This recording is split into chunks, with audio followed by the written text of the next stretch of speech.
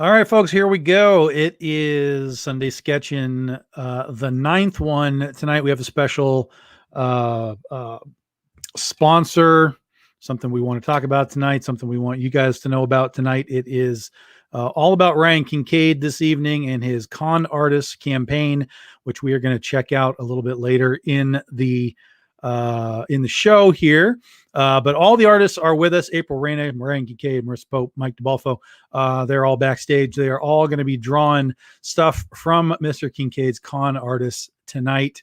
Hello, I'm Tom Hutchison. What's going on? It is the 9th episode of Sunday Sketchin'. With us, as almost always, April Reyna. Hello. Marissa Pope. Hello. Mr. DeBalfo snuck in. What's up? What's up? What's up? What's up? I was swallowing and talking at the same time.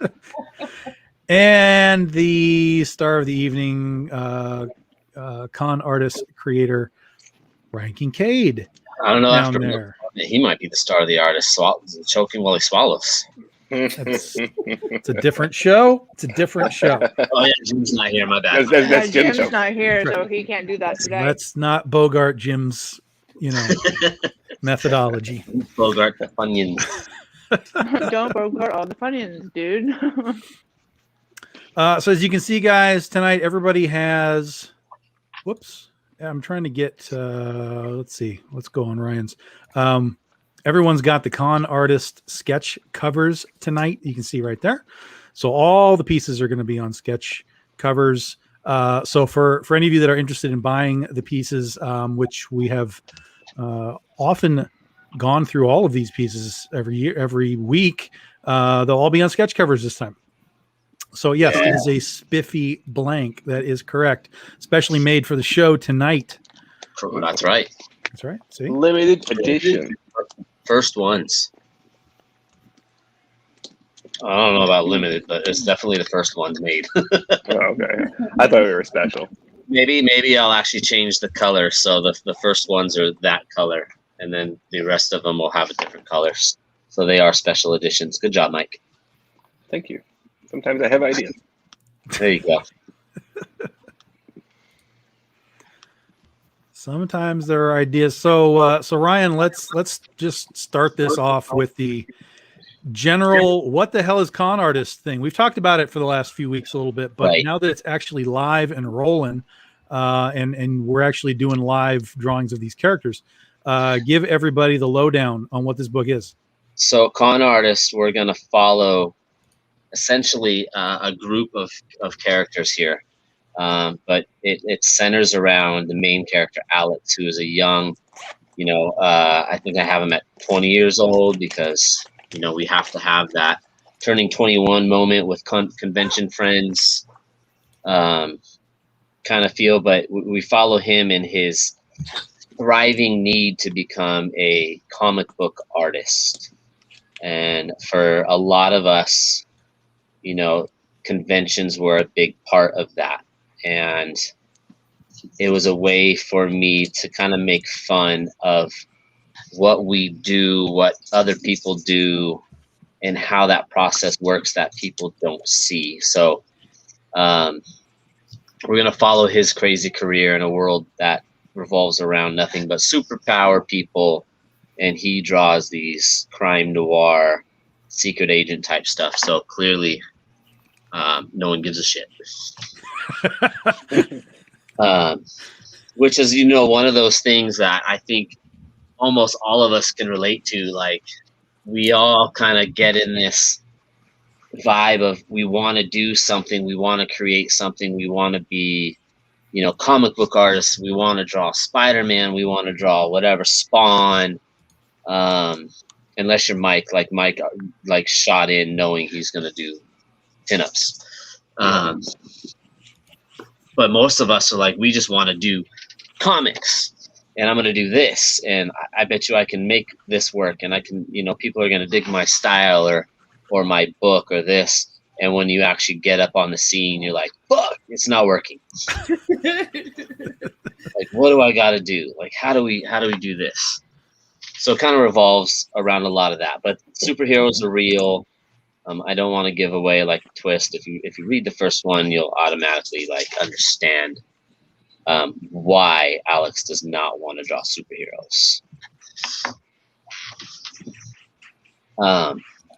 But the other part, like you follow him essentially and his friends. And his friends, like I'm drawing Allie, who is a cosplayer. And then we have Rosy Cheeks, which is not her real name, but that's what we're calling her, who is another cosplayer. And if you're familiar with cons, we all know how the struggle is of guests. And I'm sure Tom knows, and Matt and Mike definitely, and April, we've all run into like, how the hell is this motherfucker a guest? You know, like when you We're see starting off sharp tonight, guys. We're starting Right? off really sharp. Well, I mean, I have to, you know, I wanted to make fun of what we do because It's real. I'm not saying real. you're not right. No. It's real. So I was like, how can I, you know, have fun with this? How can I do this? Well, when you go to conventions, you don't hear it from most people. Like, we don't really go out in the public and be like, oh, screw this motherfucker. Like, he's not actually legit, or this guy doesn't do this. But it's always in the back of our head. Like, how is that for real? We talk about it at dinner after the show. Right. We talk about it at dinner after the show. Like, did you see this dude's booth? How the hell did he even get a spot? But with cosplayers, there's always that, you know, power struggle of guest cosplayers that show up, they get paid to be there, and they wear like a pajama onesie. And then you have the legit cosplayers that, you know, make these suits for like 3 months and no one pays attention to them.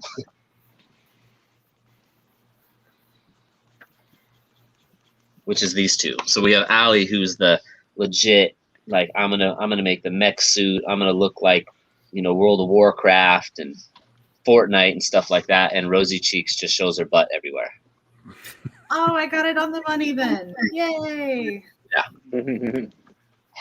But the same goes like, started. What's that? How I got my career started. See, you just show your butt everywhere. Mike just walked around in Daisy Dukes. Yep. Yeah, so I really just wanted to do something fun, poke fun of ourselves and the bullshit that we've gone through that no one actually probably even knows about. Like, they don't see this kind of stuff. Oh, they have no clue. They have no clue. And why would they? They're not privy to the information. They're not there for any of it. There are stories beyond stories as far as Comic Cons go, from the top of the heap to the bottom of the creator-owned ranks. There are always so many stories. Right, and on the inside, like, you can't look like the dick that, you know, that tells when somebody says, "Oh, do you know so and so?" and you're like, "Yeah, I know him." And that's pretty much like all we say. Where on the inside, you're like, and then you're just kind of hoping that they catch the hint, and the conversation can move on. Because you can't be the dick that goes out there and is like, "Yeah, I know him, fuck that guy." Like, then you look like a prick. But when you write it into a comic book story, like, oh, so not everyone actually gets along like all the time.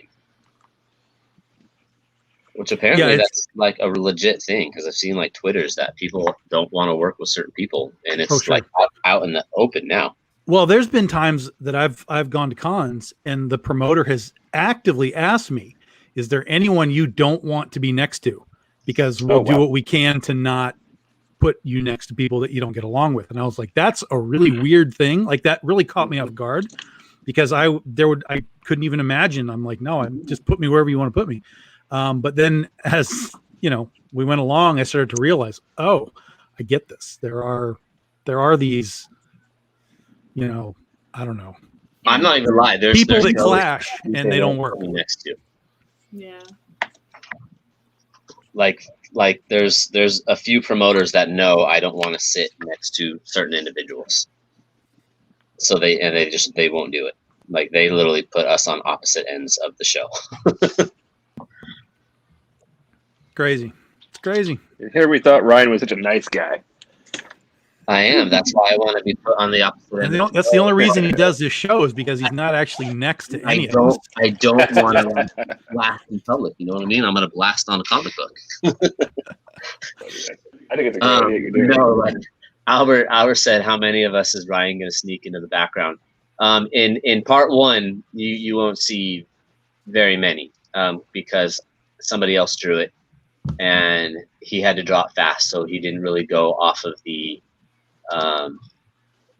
references. He's just kind of like, I kind of got to do it and go. But on issue 2, shit's gonna get fun. Like I have different, like Counterpoint Comics characters, Big Dog Inc. characters, like posters in the background, promoting, friends and what they've done. And I have artists that have reached out. Like Chad Harden was like, "Can I be in your book? Can you have somebody walk by me drawing a Harley Finn, so it's not actual Harley?" Because we all know that's basically, if you walk by Chad, he's usually drawing Harley Quinn. Yeah, I got to say that I'm a little jealous you got to this before I did, because I've been working on something similar for quite a while. Not the idea that we have this, superheroes are real and then the cons are happening and all that, but just a backstage look at the convention, well, the industry experience, really. Right. And I'm still tinkering with it. I'll get to it eventually, but that can still be done, since mine's still considered, like superhero books. It's not like a real life thing. Oh yeah. Well, and so would mine. Mine is going to have that sort of edge to it as well. But like yours, you've got this creator who's doing something. Mine would be about this creator doing something. There's going to be some similarities, but it's not going to be the exact same thing. But you definitely beat me to the punch here, which is fine. It's fine. That's not a common thing either. I suppose it's fine, Ryan. Jeez. Well, that's the fun part, is I fine. can get guest writers on issues, because even like Garrett Gunn from Source Point, that did Good Boy and Franklin and Ghost and all this stuff, was like, dude, I want to write an issue of it, because I got some shit in there. I want to do this. And I was like, oh, okay, man. Like I got. Everyone's gonna do their some laundry in shit, public. give it to you. Yeah. Oh my God. That's Greg fun. Horn was like, can I do a cover? Because I want to make fun of like the stuff that people make fun of me for. I'm like, Right. okay. Fantastic. Like, as long as like we're literally poking fun at it ourselves, like, go for it. Let's do it. Yeah, right, exactly. It's all parody. Yeah. Oh, dude, I'm not even gonna hide stuff. Like, instead of Frank Cho, it's gonna be like something Ho. Right. Fred Ho. Yeah. I'm putting everybody in there. Like, my whole thing was I was going to put some kind of tagline that said something to the effect of there's real stories in here, there's fake stories in here, and there's based on real stories in here, and you got to figure out which is which, because I'm not going to tell you. Right. Well, like, we've all done enough shows to see anime is a huge industry leader on stuff, especially at cons. Like, a lot of people are like just about anime. Mm-hmm. So it wasn't even written into it. I did a panel where the guy's like literally trying to show his own book off, and the letter was like, "Can I change this panel? I don't read comics from left to right." And we get stuff like that. Oh, is this anime? No, it's comic book. Oh, I don't read comics. I read anime. That's What? comics, dude. Yeah, what? Like, that's literally the same thing, just in a different country. Last Planet Comic Con this year, dude came to my booth. He's looking at my books and my art and stuff, and he says that, he goes, "Oh, is this anime?" And I say, "No, they're comic books." And he looked at me like with the most puzzled look on his face, like he didn't understand what I was saying. And he goes, "So it's not anime?" I go, "No, it's a comic book. Like, if you take it out of the bag there, you could open it up and pages on the inside with a visual story." It's not And called he Anime still- Con, dude. It's called Comic Con. Dude, he was so perplexed. And he just like walked away, not saying anything. I swear to God, it's happened. I think that's Like, like the best one. Like, huh? You're at a Comic Con and you don't know what a comic book is? It blew my mind. Oh, see stuff like that. I'm writing in Don't story. Huh? Aren't they called mangas? Yeah, Like, is it over in called- Japan, they're manga. Is it Yeah. called? Yeah, well, Yeah. manga is the comics, and anime is the movies, cartoons, whatever. Yeah. That's kind of the technical Right. thing, but it's pseudo. You know, you can kind of interchange them, kind of. Yeah. Well, when you're at a con, they don't ask. Most of them don't ask for what manga books do you have. They just say, is this based off of anime? Right. Or it's an anime book? You just say yes. Is this based on an anime? Yes. Yes. Which one? Absolutely. Well, obviously, it's called Critter. It's based on the anime Critter. Just buy the comics, and then you'll find the anime later. Don't worry about it. Man, I'm definitely going to use that now, Tom. I never thought about that. Yeah, it's coming out real soon. Get number 1 issue right now. That's right. Right. Get ahead of everybody. Then they're written. I'll just have to make a black and white version. Be like, yeah, it's black and white, right? So it's manga. Yeah. Manga. See, we're just going to Manga. switch it up a little bit here and there. Ryan, how big is the book? I'm assuming that means page-wise, Kimberly. and Page-wise, not like This Nice one. the first issue is 20 pages. I think the second issue is 22, and the third issue is 28. there you go. So, I mean, I wanted to see how well it was perceived. And I mean, it's doing fine on the Kickstarter, but the amount of attention it's got from people in the industry that are like, dude, I want to do something for it. I'm like, okay, well, I guess we're just going to run with it. Like it's going to keep going no matter what.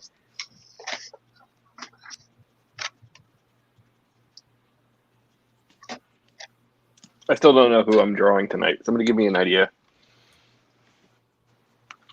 Well, that's the beautiful part, man. Draw Bubblegum Princess. Princess Bubblegum? Yeah. Yeah. Any Are you doing Bubblegum. Marceline? Mhm. I'll do Princess Bubblegum. I'm doing She-Hulk.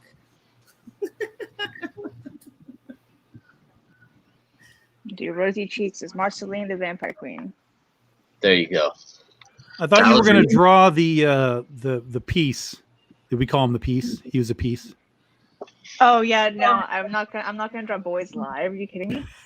I can't draw Boys Live. This isn't Jim's show. And plus, like, he's 20. It makes me feel dirty having a crush on a 20-year-old anyway. It's your boyfriend.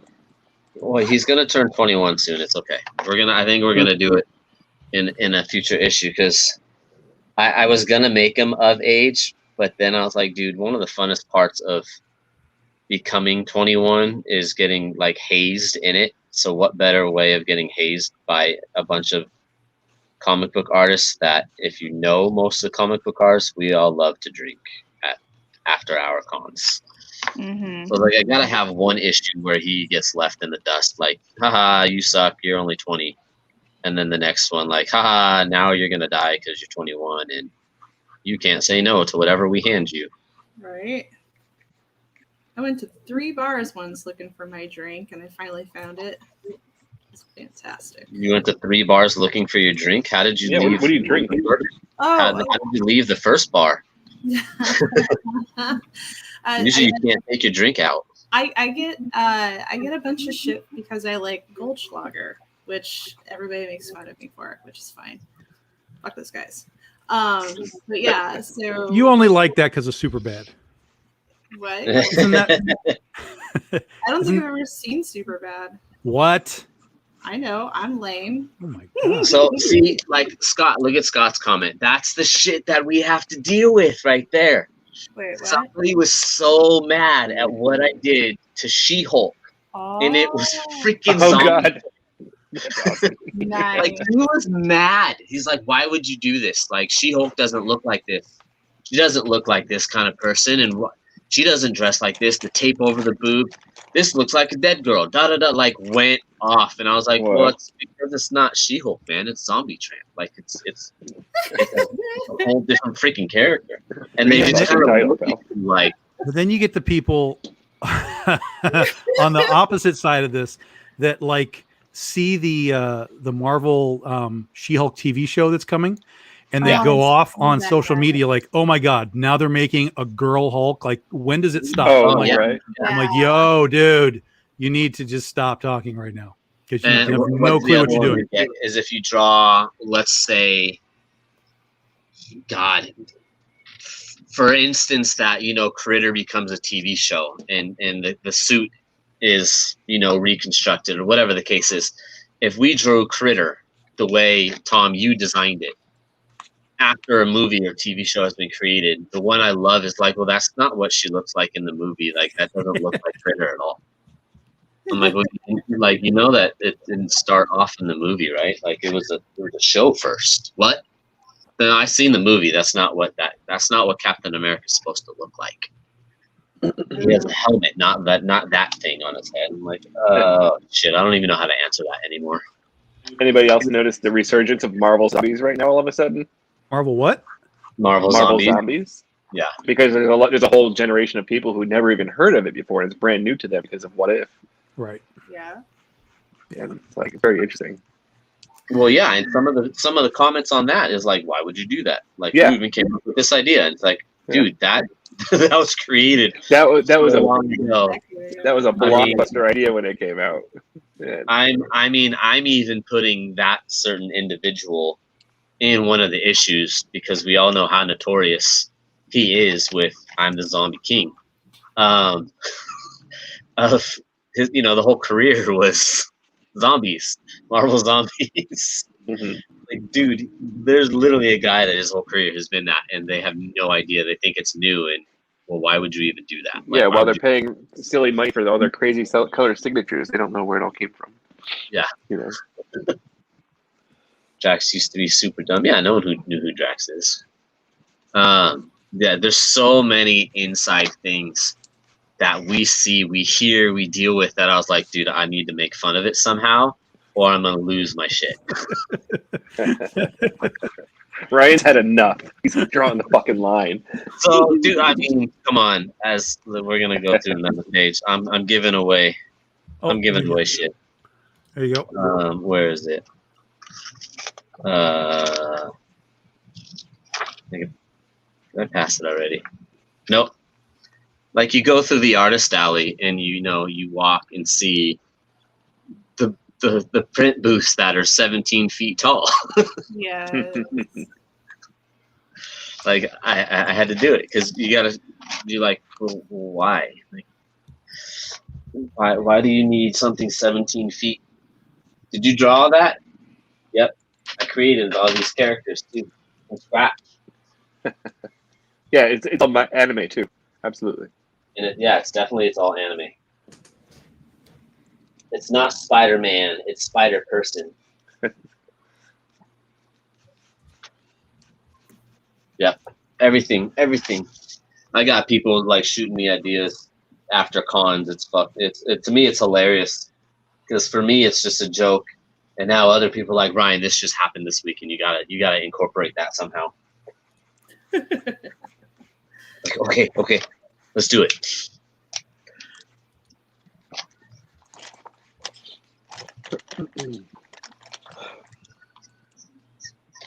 I think about some of the comments you get.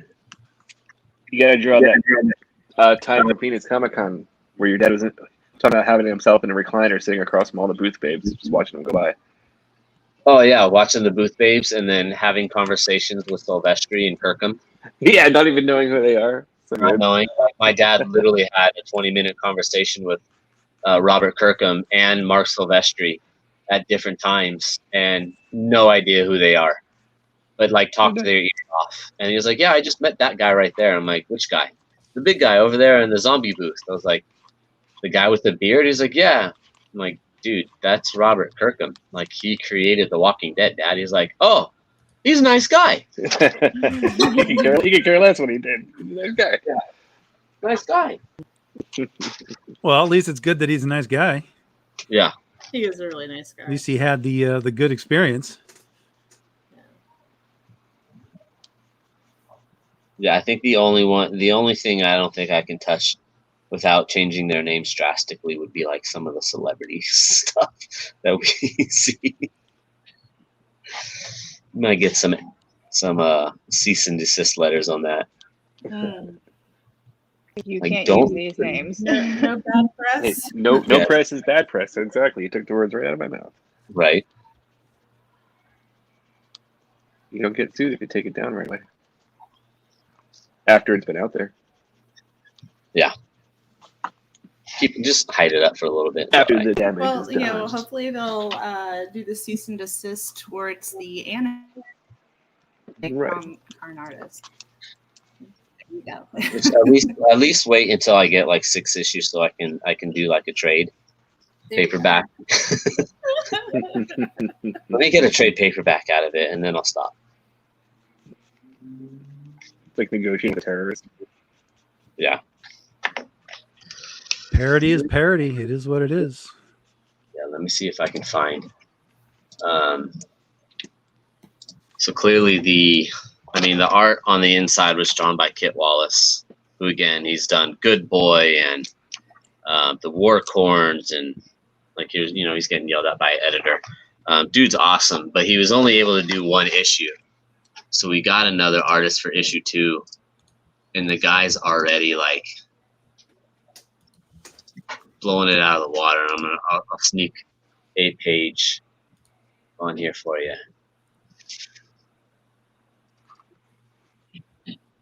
Let's see. Hello, beachies. Here we go.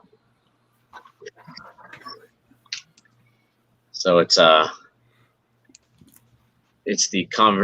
little quick shot. I mean, clearly there's no words, but you get the crowd experience here of walking through a con with the cosplayer with their ass cheeks hanging out. But this That never guy, happens. That never happens. It's so unrealistic. guy's like his style I like a lot too. It's a little more cartoony, and he's really good with expression. So I was like, oh yeah, you're in, man. Her boobs are fucking huge. That's what it's supposed to be. That's supposed to be. When you get guested because your boobs and your butt are hanging out, you have to make sure your boobs and your butt keep hanging out.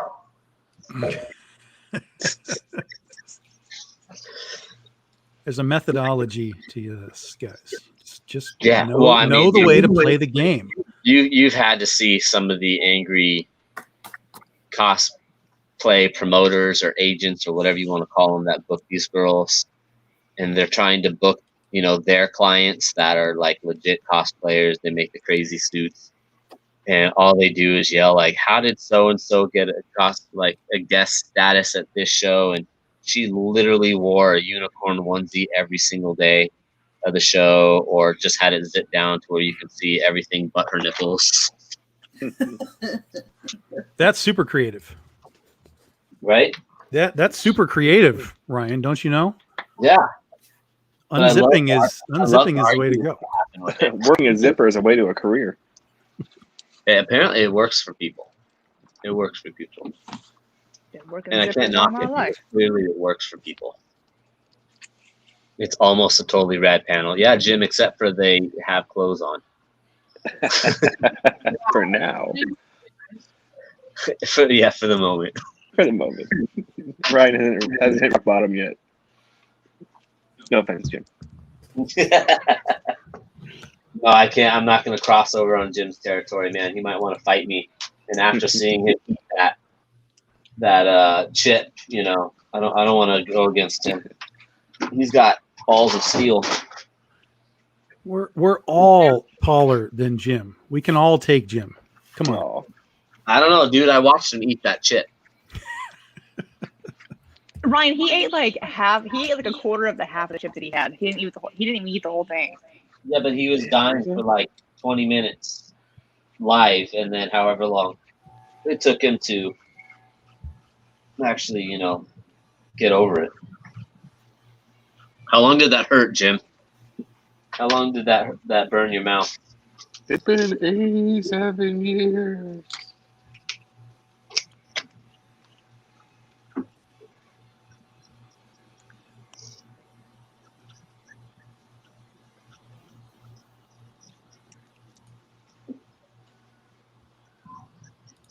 Says I'll it be was waiting on about Jim's an hour.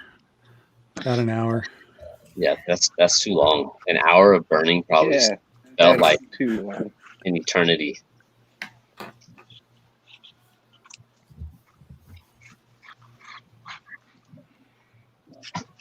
What guy?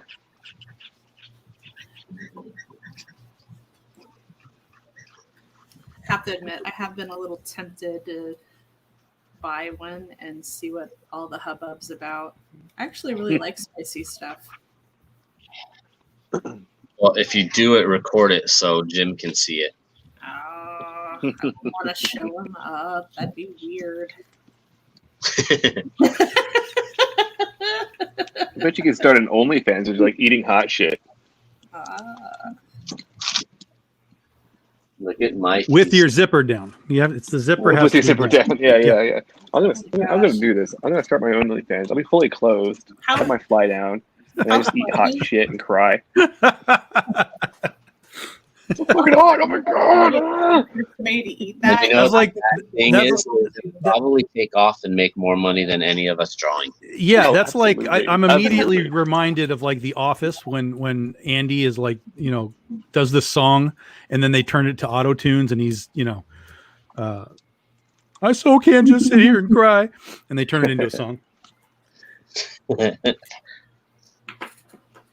So that's the trick, is you got to do it live, and then when you're done, you got to put it to auto tune and turn it into a song, and then you just combo it all up and put it on the internet, and you win.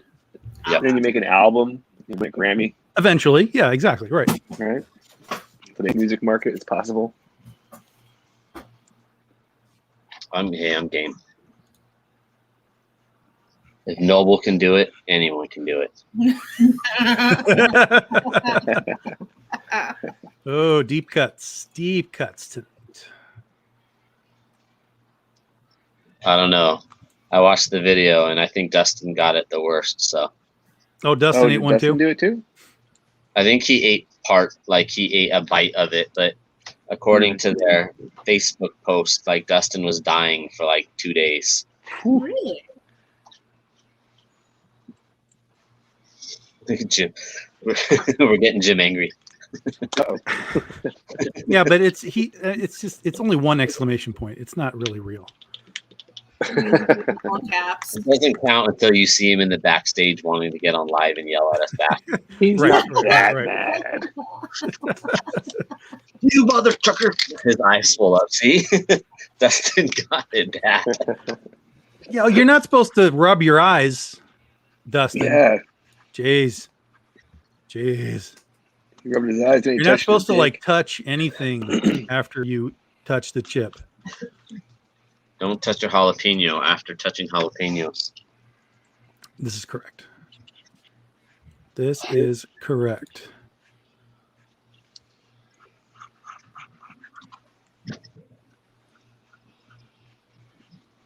Marissa's got the sun hat going. Yeah, I'm doing her in her non-traditional outfit. She wears like this little red tank top with these like super high-waisted pants, her little yellow sun hat, her little yellow gloves. She really is a queen. Dibs.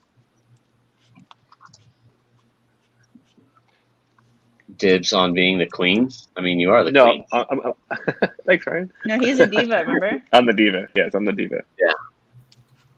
No, I'm calling dibs on versus sketch. Not really. I did it last week. So.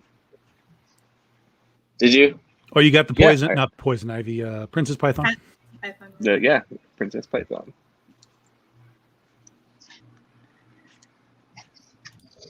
Yeah, mine. This one's already was claimed like an hour ago. Somebody Damn. cheated. Mine's still available. April's already going color. She's already in the color phase. I'm gonna start calling you Ryan Kincaid. What? Right? So fast. She's already coloring. She's being me. Yeah. I mean, I'm coloring, but that's because I haven't inked anything.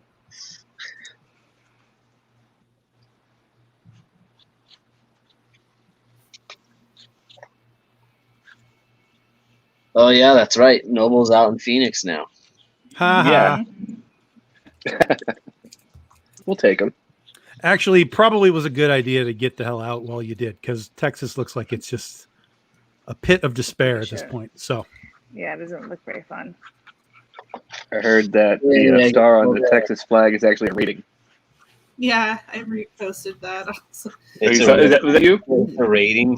Yeah, it's like It's a rating. it's rating itself on Yelp. Well,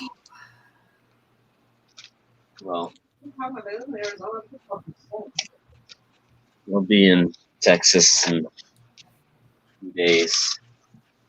I do like the school system though. It is better than Arizona. Yeah, I don't like Arizona's school system at all, actually. So that's the one really good thing. And I'm kind of hanging my hat on that for the moment.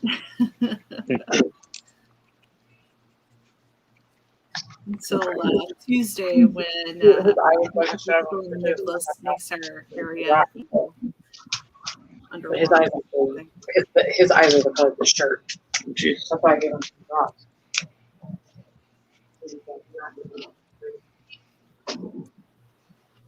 Yeah, Noble just moved to Arizona, further away, and now this weekend he's got to come back to Michigan for a show. Which one is that? The Grand Rapids? No, it's Monroe Pop Fest, right south of Detroit. That's what it is, Monroe.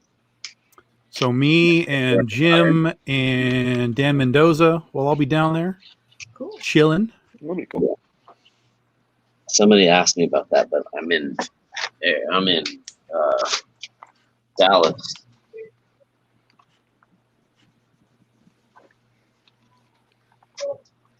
Yeah, I know McKay's going down there as well. McKay's going to Dallas? Yep.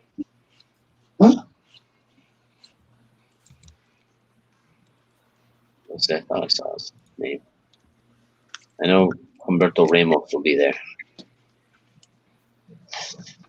So I'm gonna try. I'm actually gonna try and get a bunch of people to do random stuff on other blanks here soon, probably for New York, and for issue 2, do a mystery sketch edition, where you get a random, mystery envelope that has a mystery sketch from one of whoever I can get. Last time we had Dan Panoshin, we had Mike, we had Andrew Robinson, What did I do? Mendoza, Art Germ. What? You did a test. I did? I don't remember that. Yeah. You did Oh, it. you're welcome. I don't remember at what show, but you did a Yeah, it must have been.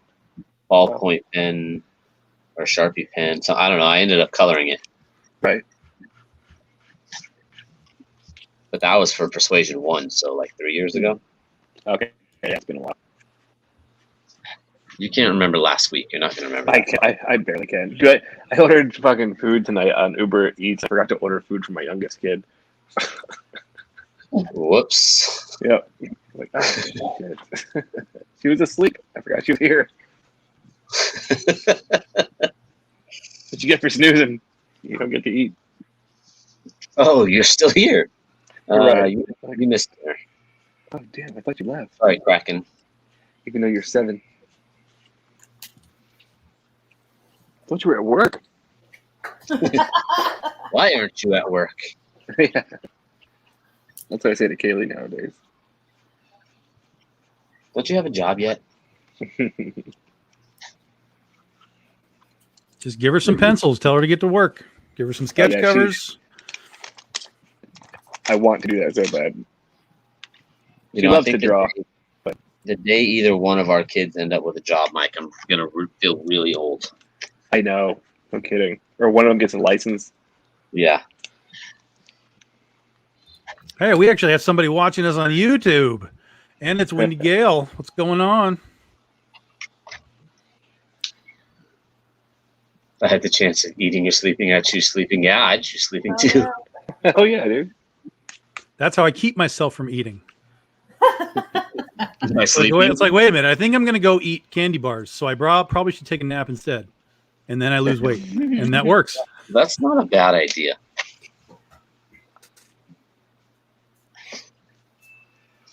I find myself wanting to take naps in the middle of the day, and now I realize that I am getting old.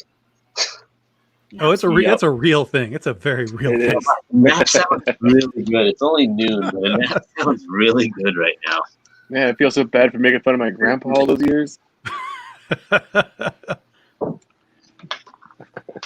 Grandpa, why are you always sleeping? Yes, Jason, we are on YouTube. If you want to call it on YouTube, we broadcast to YouTube. I don't give two shits about YouTube. Sorry, YouTube, but we put it there as like an archive to make sure it's easy to find all these little crazy shows that we do. But yeah, I don't push YouTube in any capacity, but it's there to archive what we do. It's a tool we got. Yeah. Yep. And every now and then, like we know Wendy, so that's cool. But every now and then we do get somebody who's like, yo, I've never heard of you guys before. And I'm like, yo, here we are. So have fun. Watch what we're doing. I tried to do YouTube. I'm just not technically inclined on it. Because, for a while, Facebook was definitely hindering what people could do. Like they shut it down real quick. Yep. So I was like, well, I might start having to do something else just in case this, falls apart. And you have to get accepted. You have to request this. I was like, oh my God, it's too much. Just let me start my channel. Yep. All of our movie shows are up there. Sunday Sketch and stuff has been up there. God, I don't know. Odds and ends of things.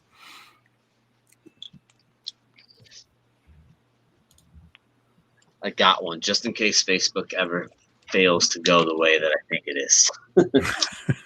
I'm prepared. May have to learn some shit on the fly, but we're ready for it. It's really not hard to use, but it is very difficult to build an audience unless you're doing things that are, I don't know, you should maybe say controversial topics and so on. People like to chime in whether they agree with you or not. But if you're just kind of there having a good time, it takes a while to really kind of build the audience unless you are hyper focused on, building that audience, which I'm not. I don't think I'm hyper focused on anything. When's the movie guys coming back? I don't know. Ask Mr. Fought. He's been just laying around the hospital for the last 2 months. Lazy. Just lazy he is. Is it all on Fought? It's all on Fought. Yeah, it's all on Fought. But he's out. He's back home so far as I understand it. And Christy is heading off to rehab now that she's off the ventilator. So it's all going in the right direction for them finally. Good. Now you can't use that as an excuse anymore. Right. What's your excuse now, David? Oh, you got COVID again. Poor guy. You guys on here that don't know everybody knows everybody. Damn, these guys are mean. They're ripping on a dude with COVID, man. Ruthless. Just kidding, David. We love you, man. But for real, get better so you can do my damn cover. Well, that was the thing. He just posted the other day on Facebook. He was like, "Who needs covers?" And I was like, "Oh, okay. I guess he's getting to that point." Oh, did he really? I must have missed that one. I would have hit him up. Yeah. So it's this is true. He got diagnosed with the cancer, went through all of that, and then got the COVID. So he's had a hell of a last few months. Yeah, that's shit. I didn't know he had cancer. Mm-hmm. Yeah, I didn't know that either. That's crazy. Yeah, not that either. Well, I guess I can't pick on him too much.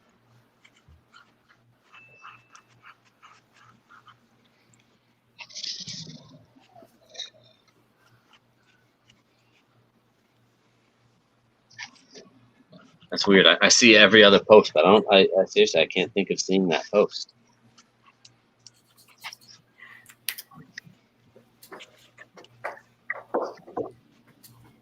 Yeah, it popped up a couple of days ago, but it's everything's algorithms, and I mean you could scroll right by. I'll see it in, like, There was 3 no days. picture or anything. It was literally just who wants covers. So you could have scrolled right by it, not even seen it, or it might not have even ended up in your feed, like you talked about Facebook and their goofy algorithms.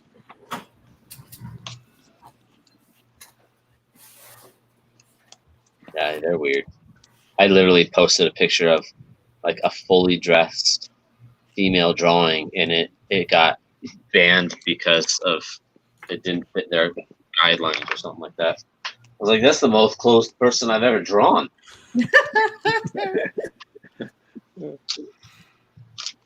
You should have put more excessive violence in it. I guess, yeah. I had one that got flagged, and it was a rocker on stage, and the way that the light was shining through, it looked like it was coming out of his butt. And they flagged me for going against standards, and I was like, wait, no, this is fully clothed. Sun butt doesn't work. No sun butt. The fact that his butt looked like it was more promising than my future is, I think, is what the meme was, and I thought it was hilarious. But apparently, Facebook didn't think so. They don't find your memes funny. Well, I will shame, laugh, and post it, even if it is offensive. I think your memes are great, just for the record. Oh, thanks. Yeah, I'm always laughing at that shit. Oh man. May have got you on the FBI's watch list, but they're funny. Yeah. But they Hey, I'm noticed laughing. me, and that's what's important.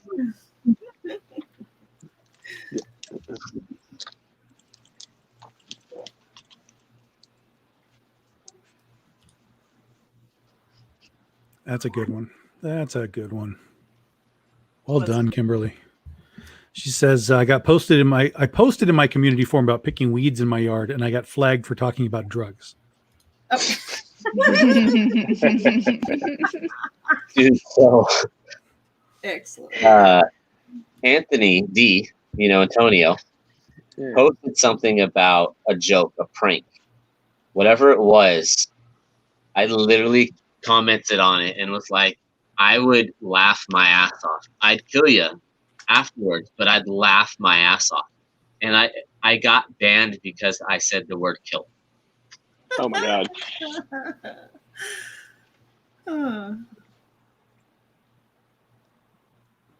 Or it was I would kill to do that. Something like completely out of context. And I got kicked. I got like a 24-hour ban. Wow. You cannot comment or do anything with your account for 24 hours. I was like, are you kidding me? Fucking weak. Jesus.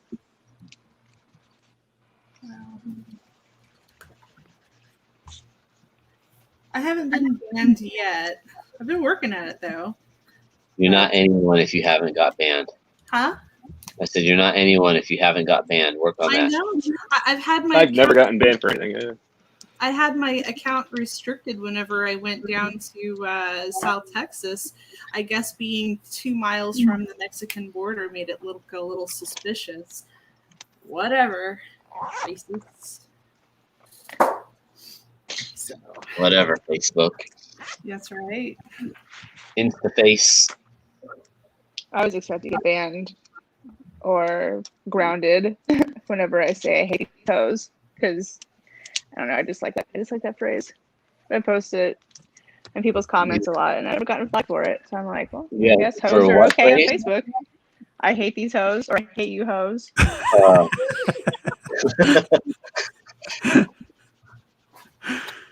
Oh my god. Yeah, I've never been banned either. Well, work on that, man. Get on it. Well, I got edited. There's groups now where I guess you can choose words that people can't use. So I was in some group and we were talking about a movie. I was like, that movie shit. And it was like, you can't post this. And I was like, what? And it's like, yeah, you have to edit your post. And so I looked at it and I was like, oh, it probably doesn't like shit. So I changed shit to crap and it was fine. Okay. Yeah, they definitely wouldn't have my stuff on there then.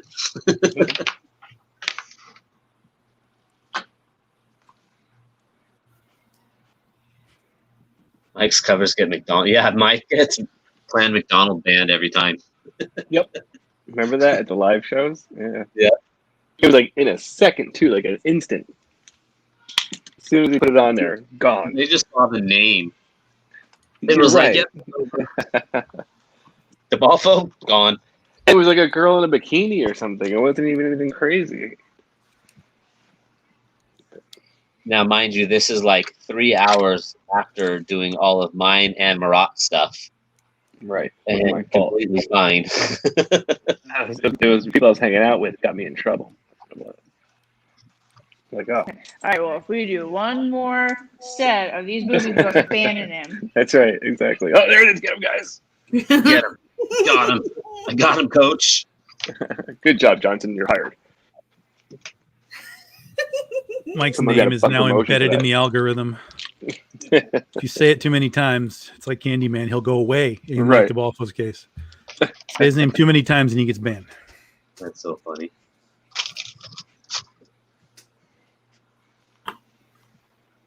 Oh, she cheated. She turned her into She-Hulk. That's not what She-Hulk looks like. Why would you do that to She-Hulk? That's not Zombie Tramp, April. Jeez. Yeah, that's not. Why would you do that to Zombie Tramp? Zombie Tramp does not look like that. Show some Zombie respect Tramp for the doesn't lift character. weight. God. Just blame it on Texas. I'm sorry, Dan. We had you on the show a couple of weeks ago. I know we'll never get you here again because April drew a weird zombie April's Tramp. being super disrespectful. You're out, I am.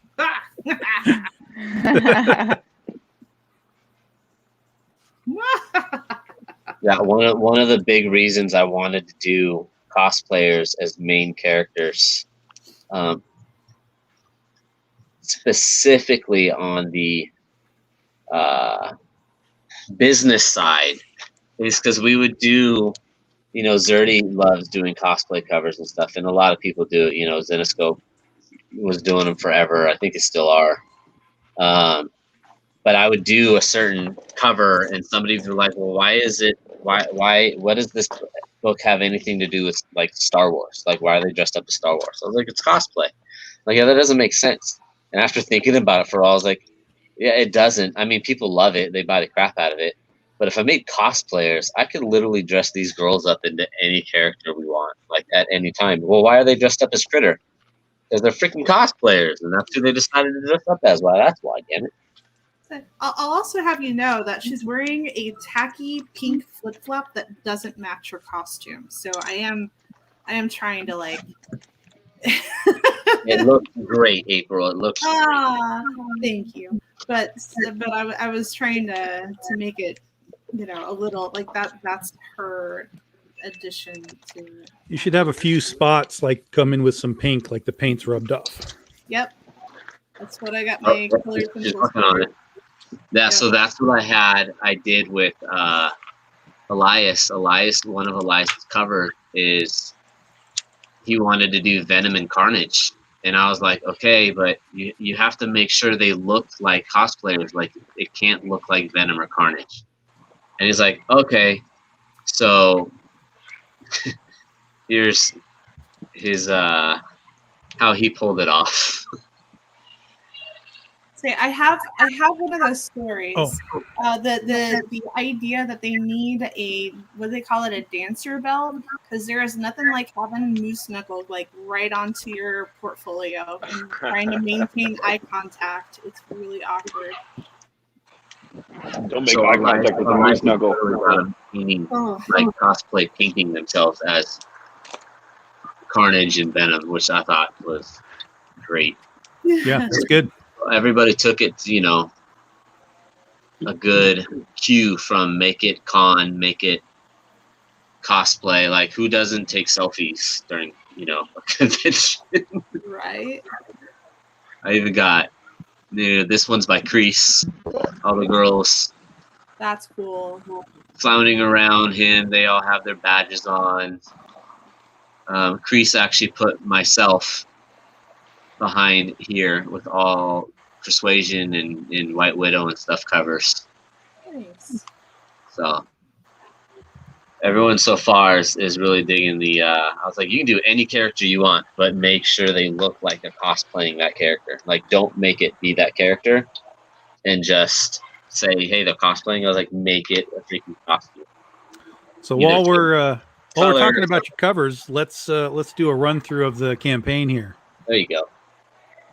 so you can give us the guided tour of what we're looking at. All right. So first, it just shows some interior pages.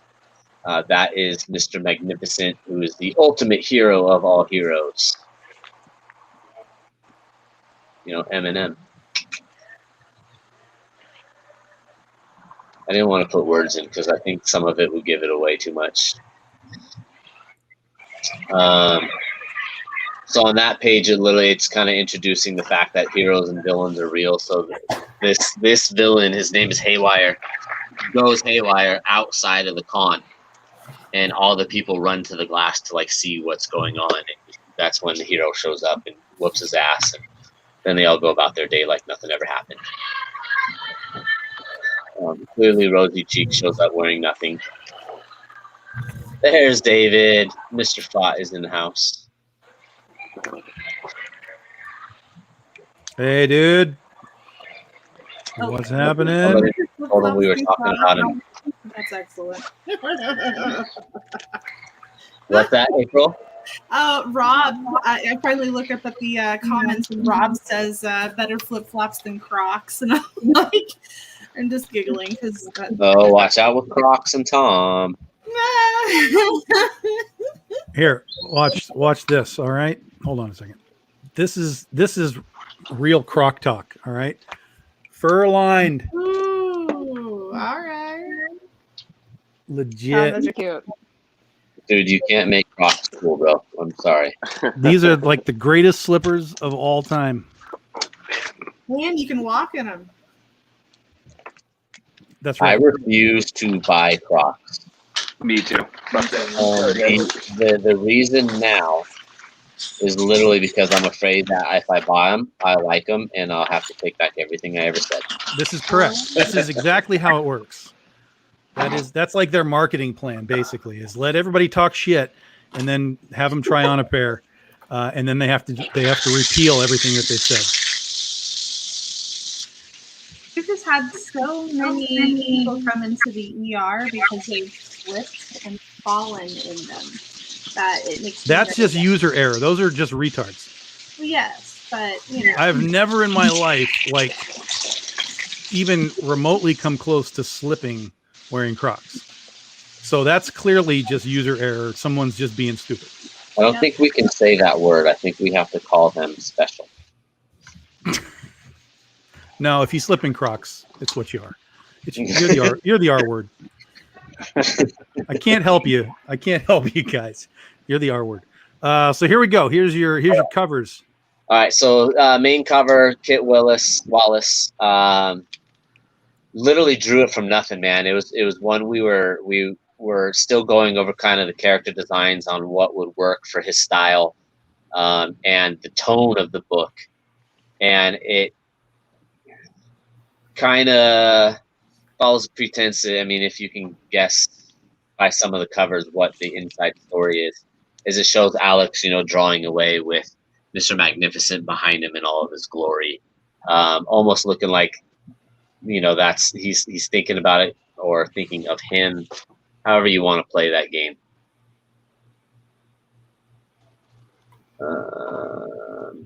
So that's the actual edition. So the first one was the digital edition.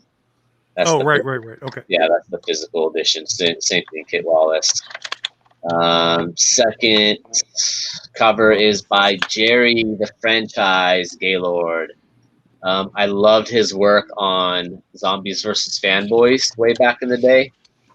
So just by chance, I was like, "Hey man, I'm doing a book and it's kind of stupid, but do you want to do a cover for me?" Hey, you want to work on my dumb comic? I literally was like, "Dude, it's really just supposed to be fun and goofy and like don't take anything seriously." And he read it and he was like, "Yeah, man, that sounds fun. Like, let's do it." So he's got the hero fighting, Haywire. I'm gonna butcher this person's name. I found him online, and his work was awesome. Shaheem, maybe? How do you think that's Kaimi? I would look at that as Shaheem. Shaheen, maybe Shaheen. That last name I'm not going to attempt, but I would run with Shaheem on the first name. Okay. So he's another one. I found his work on Instagram and hit him up and was like, dude, I think it was on a Joe Madureira fan page or something. And his work just stuck out. And I was like, contacted him, gave him the ideas again, was like, here's all the characters, do what you feel comfortable with, make them cosplayers, do this. So he worked really well with Dan, the colorist. And clearly it's Batgirl and Chun-Li, but the colors are off. Like Ali's Batgirl, and she's not wearing a wig, so she still has her blonde hair. Chun-Li, Rosy Cheeks is dressed as Chun-Li, and she, they're taking their selfie. He actually did 2 covers, but we're only going to release the one on this one. We'll save the other one for issue 2 because it's just sweet.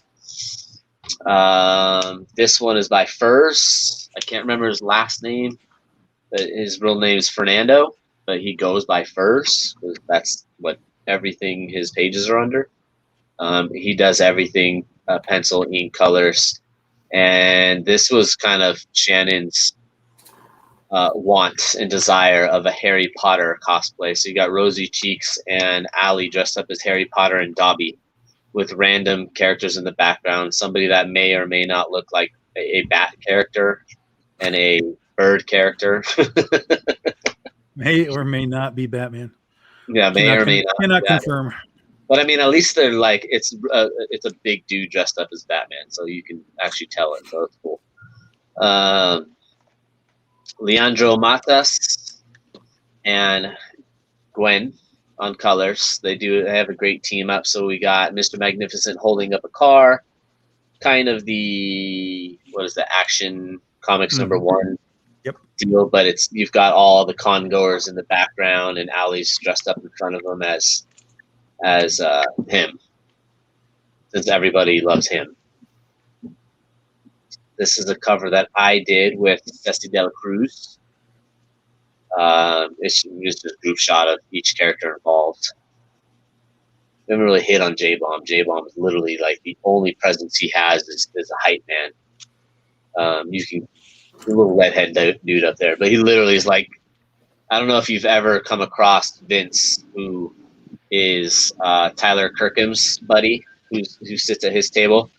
Dude's like the #1 hype man in the industry. Like, he could not know anything about what you're doing, and he'll sell it to somebody for some reason. Greg Bo Watson, awesome dude, awesome cover. Gwen did the colors on it. The response on that one was insane. Everyone loved the selfie with the Comic-Con badge, which everybody does for some reason. Like, hey, I'm here. I'm existing at a Comic-Con. Yeah, I'm existing at a Comic-Con, and I'm going to take a picture of myself while I'm here. Mike Bowden, he's a very big influence by Joe Madureira. So his style kind of stuck out to me. I think he was like one of the first cover artists I got after Kit. I literally just sent him the character references. We hadn't even plotted out the entire story. So I was like, do these characters standing in front and have the hero and the villain somehow behind them. He did a good job. Josh Burns did a cool Metroid. What's the actual Samus? Samus, yeah. Mm-hmm. Samus. I never played that game. Like, I always screw up that name. And all of these people, I tell them, like, give me a list of people you'd want to like create, like cosplay wise. That was the original cover I did with Stephen Crow. That was how we came up with everything. Just fun. Alex in the front. Ale Garza in our little love triangle. So Alex is getting sandwiched in between the two cosplayers, because who would actually argue about that? I love Billy Martin. Billy Martin is very, very, very cartoony. And his style is awesome. And the fact that I like that he's the guitarist for Good Charlotte, and it's cool for me to say Good Charlotte worked on my comic book. Name dropper. Dude, me and Billy are friends. And every time I do a book, I'm like, Billy, you got to do a cover. You got to do a cover. It's fun. I mean, come on. You got to do it, especially when you're my age and grew up in Good Charlotte was, huge. I actually didn't know that. To Good Charlotte. What's that? Ryan listened to Good Charlotte. I did listen to Good Charlotte. I didn't know he was the guy from Good Charlotte for a long time until I knew his real name. I always knew him as just Bloodzilla on DeviantArt. Crease Lee. I caught Crease before he, has blown up. I don't know if he's actually released what he's working on, but once he does, it's going to suck for the rest of us because dude's good. This is the Elias cover that we showed off. Allie and Rosie dressed as Venom and Carnage. I think I own that original. And Shikari, man. Shikari. Tom, have you worked with Shikari before? No. Shikari is awesome, man. I've talked with him, but it just hasn't happened yet. Yeah, he had fun with this one. I think he gave me like 9 different versions of it in different outfits. He just loves to go all out. He did her normal costume. We decided a Zatanna cosplay, and then he put her in like a bikini, and then the bikini kept getting smaller and smaller until there was no bikini. And I was like, well, I'm not really going to use all of that, but the cover was way too cool to not throw up in there. And then it goes down to the foil sets. I think after that is some metal sets.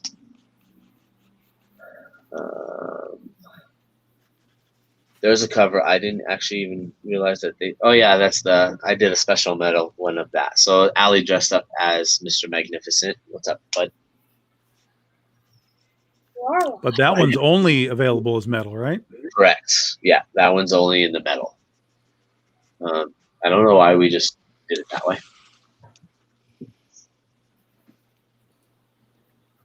More metal sets in a metal card set, so you get a metal card of those 12 covers, so the main 12.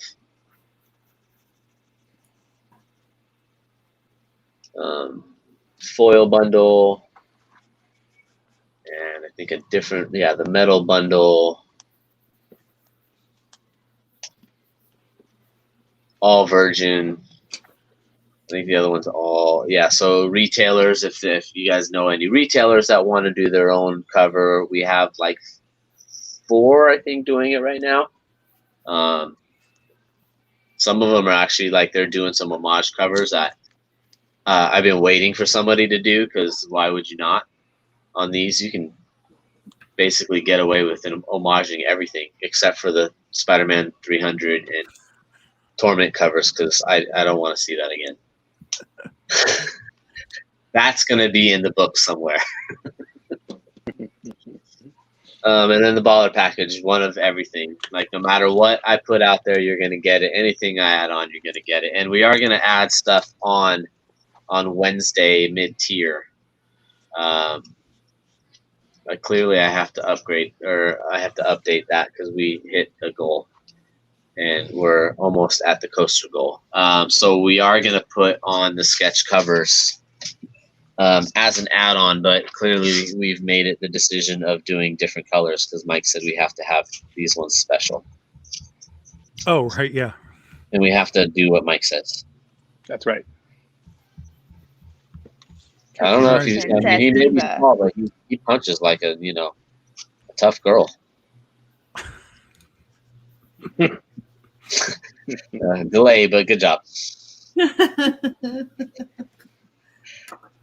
So there we go, guys. That is Con Artist. It is live right now. It's what everybody's drawing. Somebody go become backer 100 right now. Right now. Go become backer 100. Break that I'm mark. broke. I just got my hair done today. Be that person. She said, I'm broke. I got my hair done. Priorities. So you find out who your real friends are. Are the I do stuff for Ryan all the time. time. What'd you say? I do stuff for Ryan all the time. That's right. I can't mess with the hair and nails, man. I know how that works. April is going 2 characters on her piece. Oh, well, She there's. is.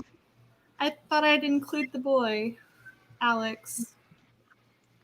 You gotta be careful, man. Mac has claimed that as the boyfriend now.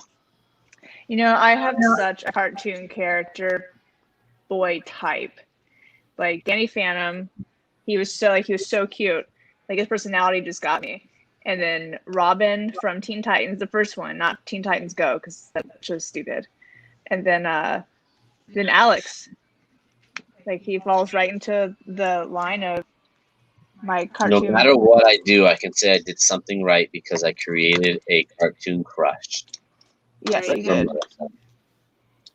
Well, he just But reminds he's me only of, my cartoon. He reminds me of the nerdy scientist from Stargate. Oh yeah, I know what you're talking about. Yeah, or the Lost City of Atlantis. It's so cute. Milo? Yeah. I didn't think about that, but you're right. It's just the big round glasses. Why you got a stereotype? It didn't. That's just, Clearly, this is I have just a generic rip off. character. You're just ripping things off, Ryan. We're going to shut this show down. I'm ripping That's what everybody this off. whole book's about. Yeah. Dirty secrets are coming out, man. The laundry is being aired. Man, if I could tell you guys like what Greg Horn had talked to me about doing a cover, making fun of himself, it's so funny. Have you seen him in his Greg Lactus hat, his helmet that looks like Galactus? No, it's awesome. Oh, dude, he did it in Florida when we were out there, Mike. Okay. It's so fun. He's like, Ryan, I want to do this. Like the whole idea behind the concept of what he's gonna do revolves around him and that helmet. But I laughed. He's like, I just want to make sure it's okay. I was like, it makes fun of you, man. That's you're good. I don't think I have to get your permission.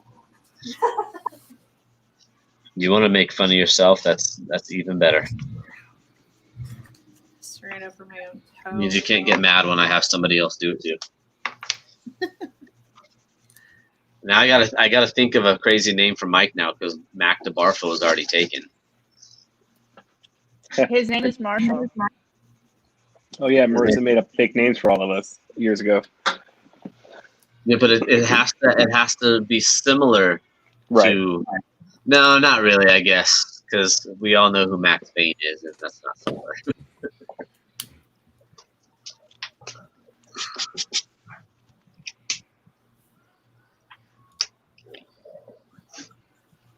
Heaven help some of the people that do get made fun of in not a good way, and they realize it's them. Yeah, you're gonna find some people can't take a joke. You could change DeBalfo to like Diva, right? So it's Devolfo. Oh, there you go. Oh, Diva. yeah. There you go. That's a good idea. Since you came up with that, can I use that? Copyright trademark Ryan Kincaid, yes. All right. We'll get lost in YouTube. so It's you're going to not- be Mark Devarf. What did you say? Devarfo? Devarfo. So it has the word diva in it. Devarfo. All right. I like it. Let's use it. We can always put Mac DeBarfo in there too because it's not a real name anyways. Yep. No, I got Chad. Chad Harden wanted me to make sure that he was in there, and he's like, "You can even use my name. It's okay." I'm like, all right, man. You say I can. You're gonna get a letter from DC. Please stop using Chad Harden's name. Yeah, right.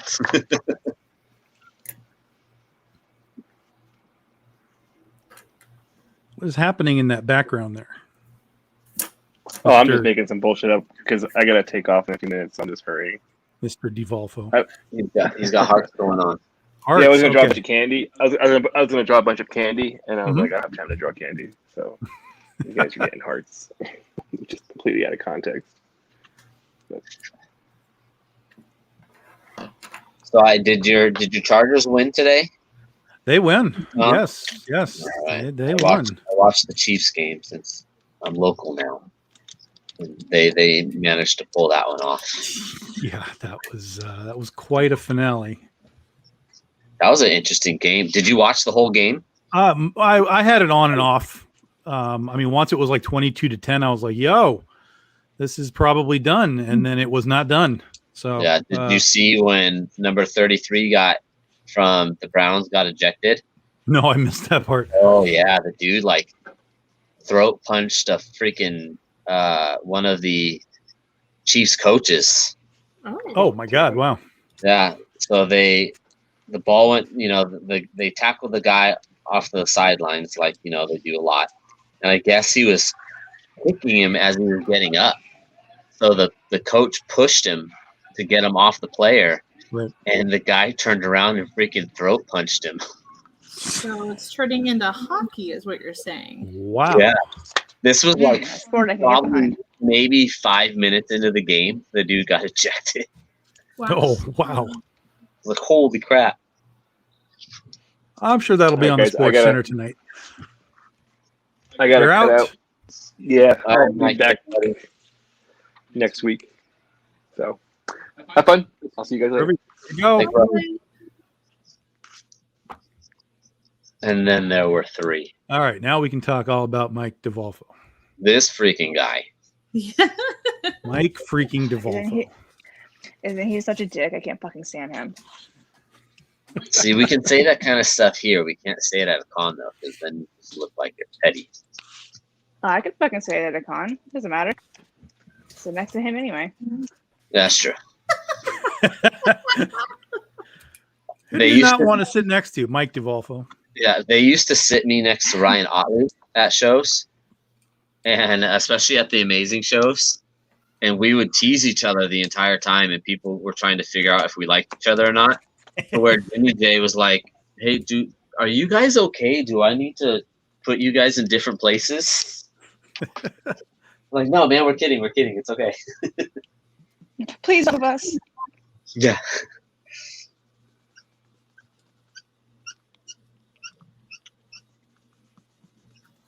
I haven't seen Otley. God, maybe 4 or 5 years. Like my last San Diego, I ran into him, but I haven't seen him since. Of course, I haven't done hardly any shows either, Yeah. but definitely not since he's been doing Spider-Man stuff. And it's funny how that works. So a perfect example of what people don't see because they only go to their hometown shows, unless you're a huge collector and you decide to go to like all these random shows, is I can remember sitting next to Otley, and he'd be drawing Harley or whoever, whatever character, a lot of Spider-Man before he was on Spider-Man. And no one ever really said, hey, like, draw Invincible, do this. Because at the time, like, he was, well known for Invincible, but it wasn't that big of a deal yet. We just did MegaCon, and oh my God, his line was like wrapped around the artist alley. And he thought everyone would be wanting him to draw Spider-Man and stuff because he just finished the Spider-Man run. And I think they just announced that him and Donnie were doing the Hulk.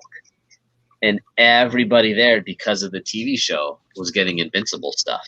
That's because he's relevant now. Oh my God, you're relevant to us because you're on TV.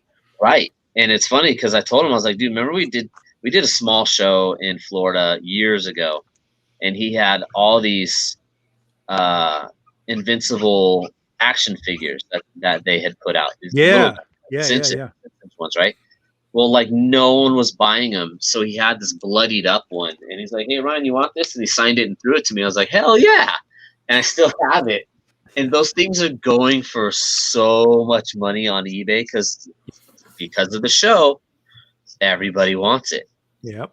It's like, dude, do you see how all of it works? It's like as soon as it becomes on TV, people are like, "Hey, that's a comic book. That's a thing." Oh, they don't care that it's a comic book. Well, I mean, some do because obviously they understand Comic-Con and so on. But most people are just like, it's a TV show and that's all there is. It's like I made jokes in Princesses versus Zombies where the kid's mom is like, "How do you know about zombies?" And he says, "The Walking Dead." She says, "What is that, a comic book?"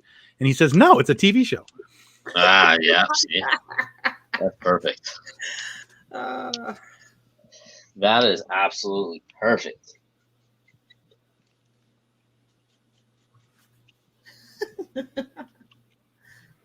Some of the questions we get asked, man, I kind of wonder why people go to cons. Like, why are you here? Especially when they ask, why are we there? Like, what are you doing here? Oh, I've never been asked that, but I do just get random people that are like, how do I find Batman toys? I'm like, yo, I am not information booth. Oh, I get that all the time. Like, nor am I privy to the Batman, collector section. So I would say go to where the toys are. I think the greatest one I've gotten is, do you know what time the signing for Jason Momoa is? And I was like, well, I have no idea, man. I'm just an artist. I don't work here. You could probably find that in the celebrity area. That would be my guess. And they just kind of look at you like, huh? You don't know? My favorite is when they ask my husband if he drew this. Yeah, you were talking about that when we were talking about doing the pinup girls. Yeah. The things we see and hear. Age-old cliche question.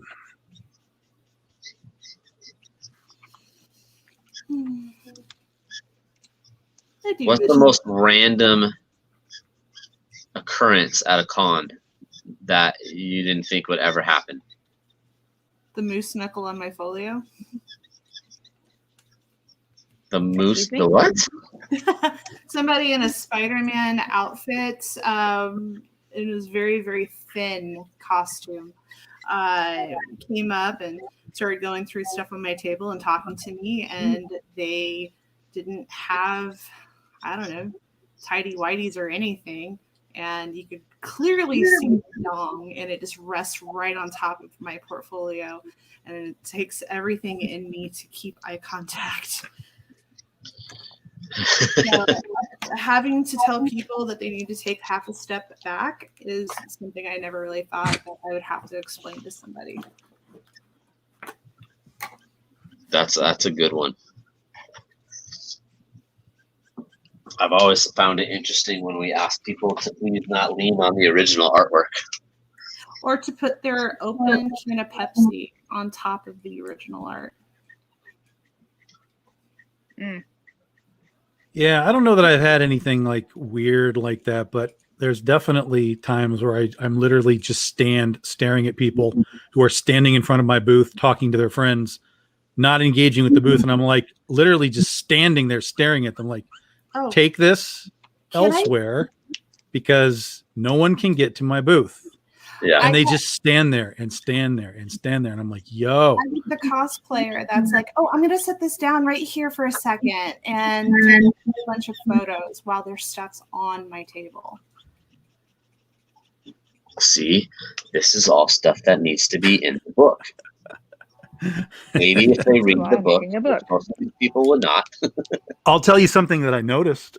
I don't know if you guys have ever had anything like this before, but for my entire career in comics, every time I was at a con selling my stuff, I have never one time sold anything to anyone wearing anything Deadpool. If they have a Deadpool shirt, if they have a Deadpool hat, a Deadpool backpack, I guarantee they're not buying shit. And it only just recently last year did that change. And this guy had a Deadpool hat on. And I was like, you're not buying. I know in my head, I'm like, you're not buying anything. Why are you here? I was totally in that meta game. And then he bought something and I was like, yo, you are the first son of a bitch to buy anything at my booth that's not this Deadpool. Wearing a Deadpool gear. And he was like, what? And I was like, yeah. So like, I'm just going to give you some extra shit because you're the greatest Deadpool dude of all time because you actually bought something at my table. There you go. But it was legitimate. It was like every time, oh, Deadpool, that's not a buyer. That's not a buyer for us. That's not a me thing. That's right. And I would work it. I would help. It wouldn't be like, oh, fuck that guy. I'd be like, okay, I'm going to show you my books. But I know there's a less than a 1% chance that you're going to buy anything from me. So I I'm tried. always impressed when I get a family that stops and buys stuff from me. Yeah. Because usually When you get a families are like, family? like a mom and dad with their kids or whatever. I'm Oh, impressed when they actually stop and they start buying stuff. Because usually you get the eye rolls Yep. and sorry kids, don't look at this stuff. Yep. This isn't for you. Every once in a while you get the one that's like, hell yeah, we love this shit. What? I love whenever families come through, and then you always get that little boy or that little girl that has like a connection with My Little Pony, and then we wind up talking for 20 minutes. It's fantastic. I had a little boy try and steal a book right as I was watching him. I mean, I was literally looking at him and he stood right in front of me. Okay, I'm going to have to do this live because this is even going to make sense. So like I'm here, right? And the kid is on the other side and the comic, I don't have, how do I not have a fucking comic in this room? So the comic is like sitting right here on the table, right? And he's just coming by and I see him and I'm like, hey, how you doing? He's like, good. And so he's walking by and he's kind of touching the comics and he puts his hand on the comic. And as he keeps going down the booth, suddenly it's this. And the comic is sliding away. Oh. And I'm looking right at him. And he gets to the end of the table and basically it's like, shoop, and like takes the comic off and starts walking away. And I'm like, you're going to need to pay for that. And he's like, what? I'm like, the comic you just took off the booth. And he's like, psh, and this is what happens. Ready? Watch the screen. Are you ready? Shoop. He just throws it back on the table. Wow. That is like, terrible. I was like, yo, that's some terrible shit. Yeah, all I can think of right now is like Drax from Guardians of the Galaxy. Like, you don't really see me. Yeah, but this was way before Drax existed, so that's not an excuse. Like, looking at you like you can't see me. It's okay. Don't worry about it. Like I'm not really here. I'm invisible. This guy doesn't actually know I'm taking this. It's okay. It's like the it's the invisible kid from oh my god, Mystery Men. Yeah, he's only invisible when you don't look at him.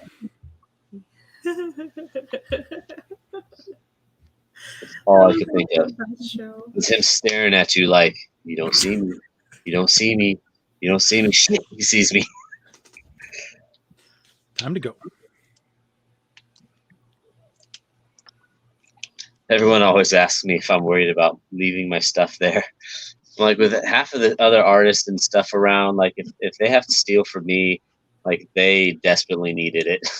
Okay, so now I do have something that you won't believe. This is crazy. So I've never had anything stolen from my booth, like at least that I could tell. I mean, maybe someone grabbed a comic out of a pile and I don't know. But we would always come back and we're like, okay, everything's here, fine. Until one day, somebody decided to yoink my Hostess cupcakes. I came back the next day and they were gone. Of all the things the security could have stolen, they grabbed a pack of cupcakes. I was at Emerald City Comic Con and somebody janked all of my markers. Yeah, I remember that. Yeah, like we had left all my copies under the table, and they were all gone the next morning. And my dumbass left all my originals there, and they didn't take that. Oh, I'm fucking pissed about that. They didn't like you that much then. No, you know what? Because they stole from like the whole artist alley, and what they did, they were stealing stuff that they could sell without being tracked. Yeah. Mm. You know, you grab a bunch of originals, like eventually you're going to sell it to somebody that knows. But you take, thousands of dollars worth of markers, you can't track that shit down. No. I'm just selling markers. I got these at Michael's.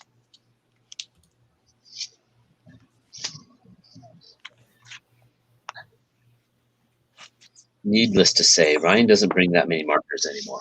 No. Or leave them there. Ryan, what color are Rosie's eyes? Blue? Hold on. Blue? I got the reference. I got the references right here. Blue? Question mark? Yeah, blue. Yep, blue. All right, cool. Jake, move my side. You're not gonna move until your dad does. So Ollie threw up his breakfast. Awesome. Oh, he threw up a lot. And dinner. So I was like, good thing your diet's changing tomorrow. Craig's eyes all fucked up. Weren't they stealing? I think somebody was stealing markers at the Tampa one, the Tampa Fan Expo Tampa one. Not mine. I didn't leave my stuff there.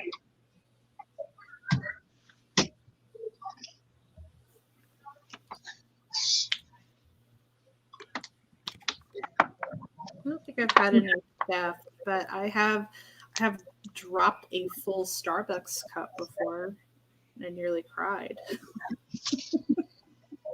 Starbucks is hard to come by at cons. I know, and that's why I was just in tears. Such a mess. Unless you go with Marissa, because that's a get that shit before the show every morning event. Yeah, because I don't want a shitty coffee if I can help it before a show. Because Lord knows, I don't sleep much. No doubt. Traveling. By Sunday, I smell like booze and despair. It's awful. So Starbucks. Well, if Gus would stop buying everybody shots when we go out, we'd be fine. That's true. I remember one of the amazing Phoenix shows, and we were at Dave and Buster's, and all of us started grabbing sketch covers from you because you had to do sketch covers by that morning. Yep. And to help you out, we all started busting them out, and Gus decided to buy rainbow vodka shots. By the way, thank you for that. I just remember the bartender showing up with like 20 there was like 90. There was like a stack of 90 covers to get done. Yeah. It was insane. And that was before I was fast. I was just like, I need help. I just remember everyone grabbing some and busting random stuff out. Metcalf was doing it. I think me and Mike were doing it. We are just like, here, all right, let's everybody do like 5 or 6, and she'll be done in like 20 minutes. Because we were trying to make sure that you could start taking shots that your husband was buying too. Like, hold on, everybody else is getting drunk but Raina. That's not okay. Oh, I love you. And those are stories that go in the book. Yay! Yeah, that and I've never had any. I think when I was at Hawaii, there was like a set of 25 to do, or something like that. Maybe it was Houston. It was definitely one of the amazing shows. But I've never had the stack like he had that one time before. Since that particular time. Yeah, I've done random ones where he's popped up. He's like, "Hey man, we need like another 15 by tomorrow morning." I guess I ain't going out tonight. Yeah. Just so if you're ever in that predicament or whatever, let me know because I'll help. Oh yeah, that's the fun part. Those random things again that people don't see behind the scenes. What was it? Was it in Vegas? Maybe no. It was. We don't talk about stuff that happens in Vegas, April. Right. No, I don't think it was Vegas. It was another show. Shelby had like 100 to do, and he had like the last 30, and we were up at like 3 a.m. and I was sketching them, and he'd ink them real fast, and we like churned out like 30 in like an hour and a half. Yeah, I've been to Vegas where I went down to the lobby of the hotel and Eddie Nunez and Livio and Carlos DeSantis were all busting out VIP books for the next day. And again, that's something that like people don't see. They just know they get a grab bag and there could be a sketch in there. You don't realize that some of these guys are up like the night before doing 100 sketches, so the VIPs have a book to have tomorrow. Yeah.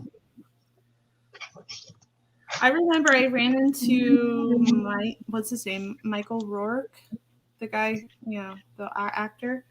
And I ran into him at like a Starbucks on a Sunday. And of course, booze and despair.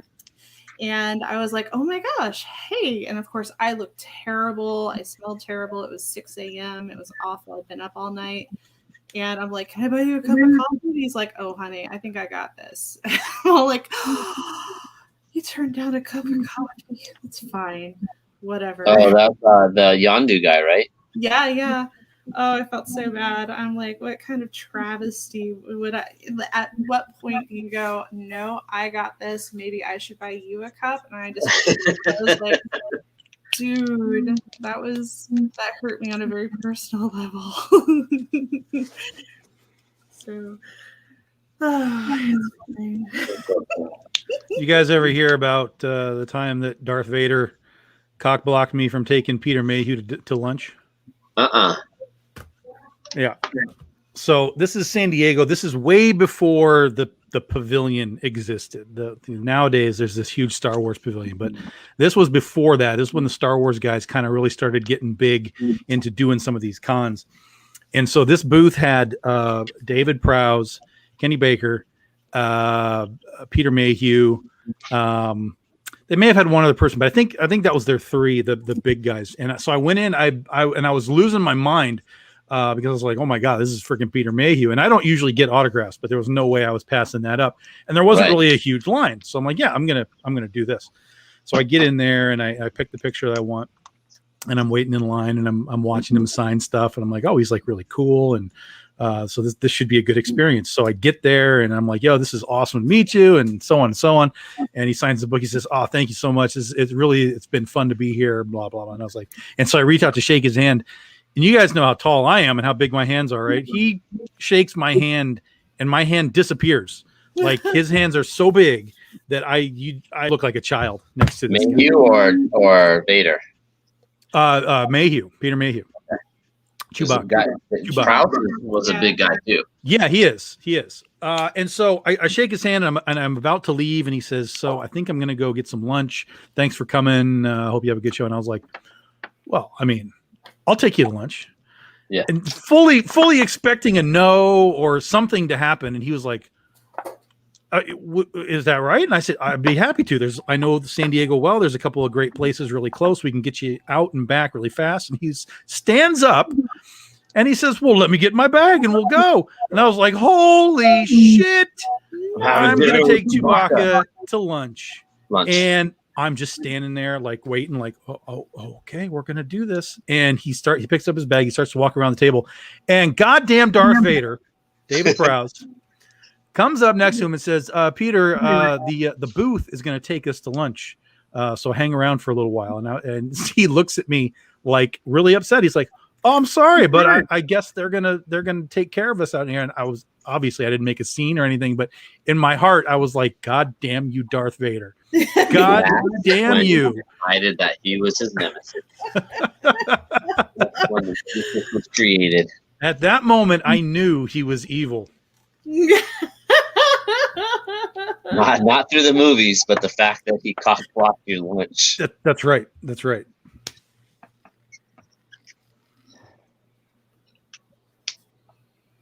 Is your hair brown or is it black? Black. Black.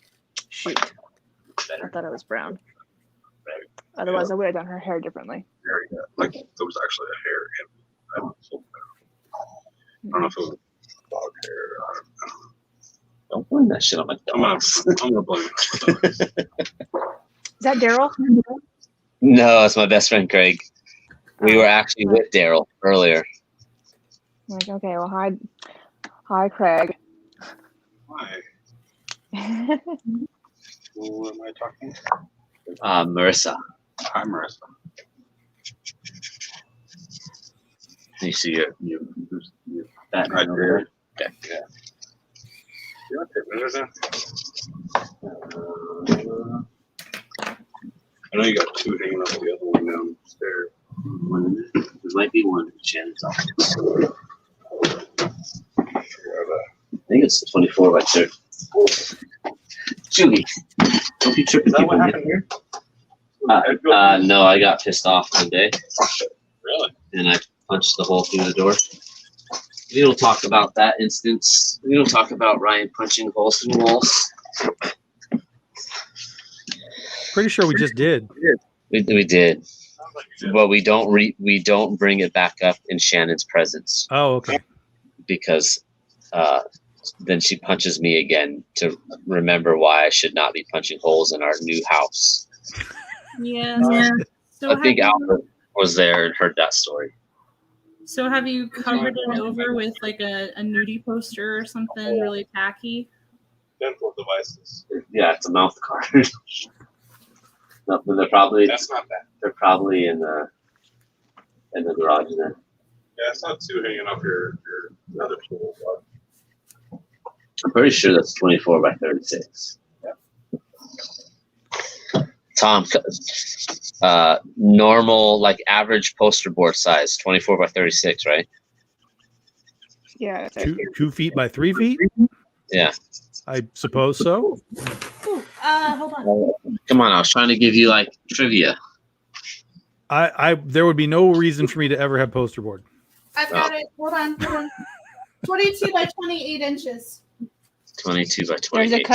There's a couple varying sizes for poster board. I have to order posters for work all the time. And you can do 20. You can do the one that Raina said, or 24 by 36 is also pretty standard. 24 by 36 is more like movie poster size. This is an original Bruce Timm Batman on a gigantic poster board.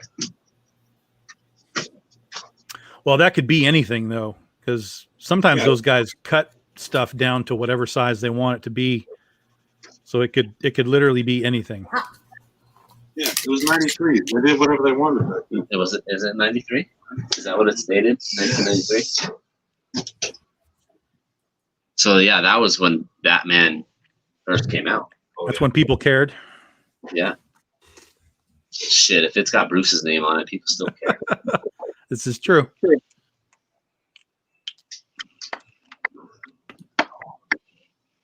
I mean, I'll just leave it here for another 8 months. I mean, it's in the garage. Our buddy has had it in his house in a broken frame for how long has he had it? Shit, I've had it in a broken frame for 20 years. 20 years. Yeah. We had it in one of our apartments for like a year. Like, it's just the shittiest, cheap ass Walmart frame. Probably a $10 frame. I picked it up in Dallas from one of our best friends that has had it in his apartment forever. And driving home, I was like, dude, this has to go into a better frame. Like, this is the most expensive piece of artwork that is involved in any of our houses. And it's in like a $20 fucking frame. Yeah, I gotta fix it.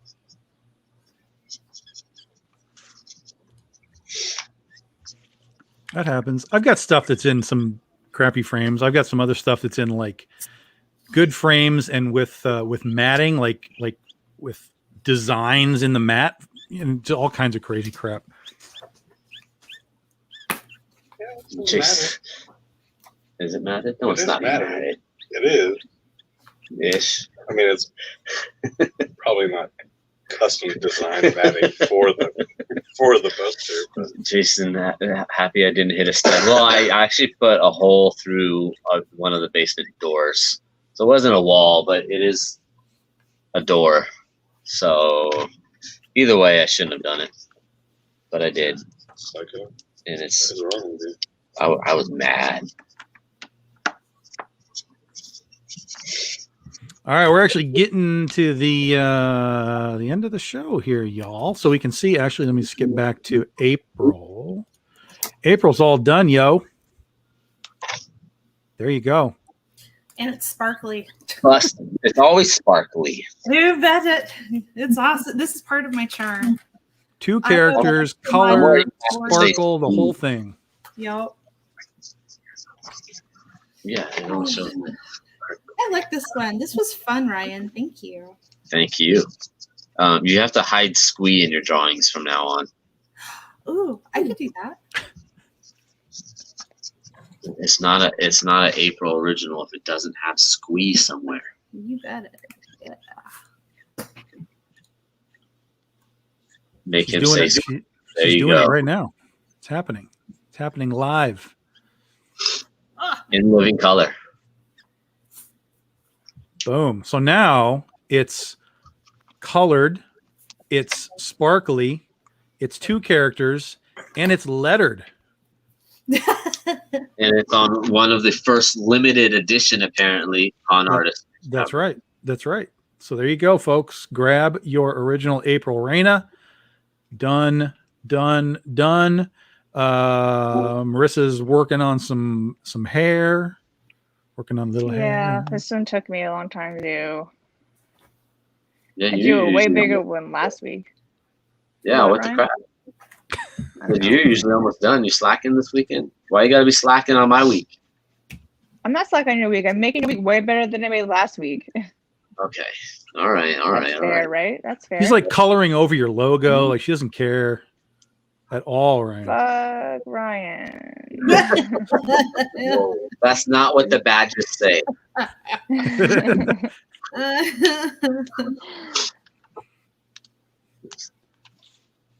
I do like that the logo's at the bottom, though. I figured I had to make these artist friendly. Yeah, these are like, I love the logos at the bottom, and it's like small, and it's small too, but you still know what it is. Yeah. Until you color over it. Until you color over it. But it'll be like a light blue. Luckily, hopefully people that pick it up actually open the book, though. It's the only time I'm like, but did you read the book? Did you? I don't care if the cover's cool. Did you actually read the book? Well, this one is probably pretty read worthy. So, I mean, I have the copy in my hand. Yeah, this is it. Yeah, this is it. Yeah, that's it. Yeah. Mr. Schiff has a important question for you. How many tacos? I don't know how many tacos. Mine's gone. Mine's already. Oh, that's right. That's right. You said it already gotten claimed. Yeah. Yeah, mine gotten claimed the moment I put a blank out. Mine is now claimed. April's is claimed, so all that's left is Mike's and Marissa's. Mike's and Marissa's. So if you guys are hold on. Ours should really be sold as a set because they're both Adventure Time. We got Princess Bubblegum and Marceline the Vampire Queen. Ryan thinks we read. You need to read, Kimberly. You have to read. Look, there's pretty pictures inside the book, I promise. Well, I mean, they're not pretty, but there's pictures. But they're pictures. They're there. They're there. See, they're there. He's even showing you. Fucking blam. My car while going shopping. We're going to talk about that. Sorry. So my alley's done. So there you go. All done. So these are the only 2 that are left, folks. If you're interested in Marissa's and Mike's pieces, get a hold of one or the other of them and work it out for yourself. Mike and Marissa's are right there. The other 2 are gone already. And we still want you to remember to get over to Kickstarter. Check out 20 by 30. Con Artists. You've got 2 more weeks left on Con Artists. 2 more weeks. I do, and we are going to launch a couple add-ons on Wednesday on the mid tier. We were debating on live. So the poster is 20 by 30, by the way. Did you show a picture of it? No, I didn't show a picture of it. I don't want to make regular anyone size. Mr. Fike is looking for a little personalization, Ryan. So we can tell who clearly we know who picked it up. Terry? No, not Terry. Terry doesn't buy anything ever. Better believe I'm putting in him in his shirt in one of the issues that say #1 Kincaid Stalker. What? You should. That's gold. Who are you talking to? We're all getting yelled at by Chewy right now. Well, it's bedtime, right? Close. Terry, gotcha. Number one con artist sketch. First con artist sketch, not number one. There you go. First. Kaboom. Just for Fike. Oh, I just got a piece of art dropped in my lap for the upcoming Oz campaign. Oh, snap. Yeah. But my nickname is Boss Lady now. And it came from him. Somebody just sent you a cover? Yep. First time they've ever worked for Big Dog Inc. It'll be part of the Oz book that's coming up in October. If you are part of the Big Dog Inc. Patreon, you're going to see it tonight because I'm going to show it to you. If you're not part of the Patreon, you don't get to see it because that's how it works. See, Scott knows how it works. He's already like, hey, put it on the Patreon. I'm like, yeah, I know. I know I need to do one of those, but I just can't figure it out.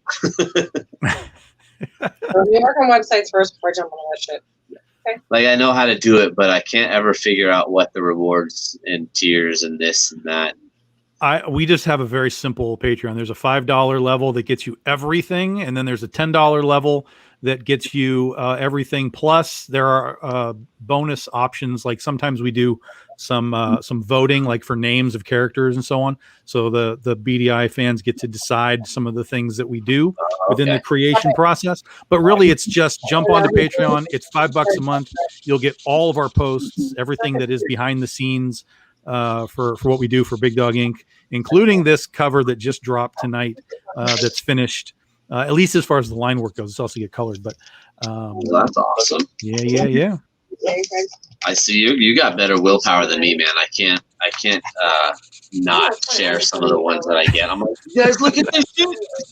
Got a lot of it's I've definitely changed how we do it. I mean, I still do teases. Like we put out the everybody got to see the full Elias Chitsudis cover we have for Oz on Patreon, but we put out a little tease to the rest of the folks too.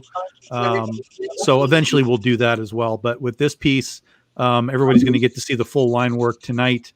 So keep your eyes open for that on Patreon. If you guys want to join Patreon, it's patreon.com/Big Dog Inc. You can join up tonight. I might be stealing that from you too, like having first. Yeah, and like Scott says, every 6 months that you are part of the Patreon, you get a free bonus variant cover as well, just tossed in. So there's that as well.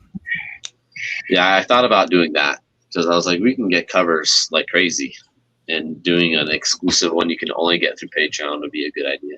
Yep. Well, that's not even that they're buying it; they just get a free one for being a 6-month member. Like, they get it just because they're involved. Yep. Now they do get special bonus offers as well. We've done some stuff that has only been available to the Patreon folks, so there is that as well. Damn it! Now I'm gonna have to do it. It's good times. It's good times. We've got like 35 people over there now that are regulars and been part of this for a long time. So that's awesome. Yeah.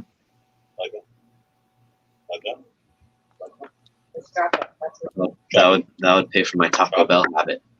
That's exactly right. Yes, I need Doritos tacos. Please join Patreon.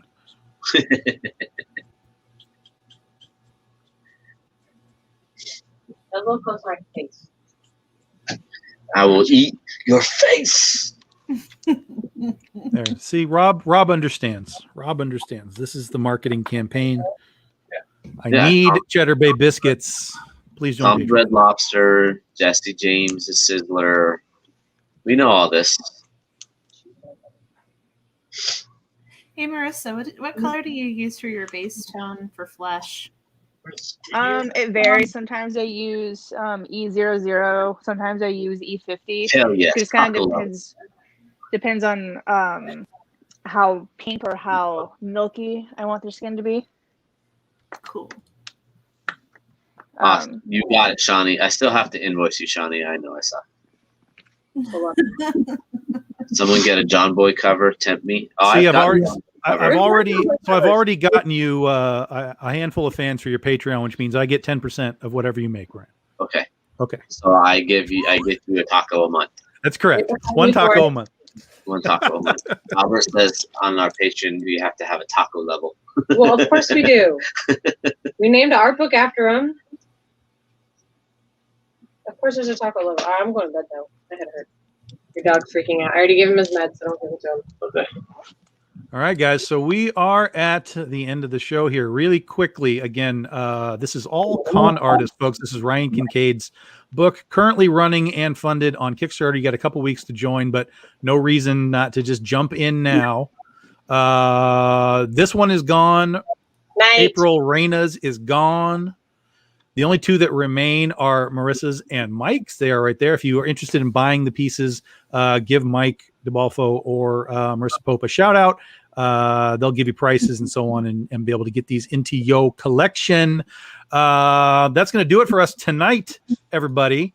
Thanks for joining us once again. Episode 10 is next week. Somehow we made it to episode 10 with this ridiculous. I will be there.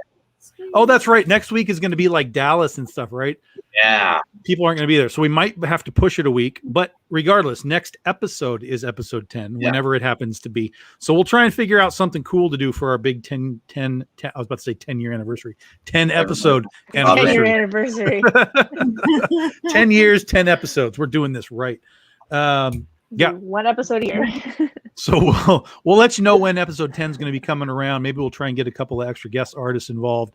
And so watch for some details as we figure them out. Till then, it's April, it's Ryan, it's Marissa, and wherever Mike is, bye-bye, everybody. We'll see you next time. Bye. He's right here. Bye. See you guys.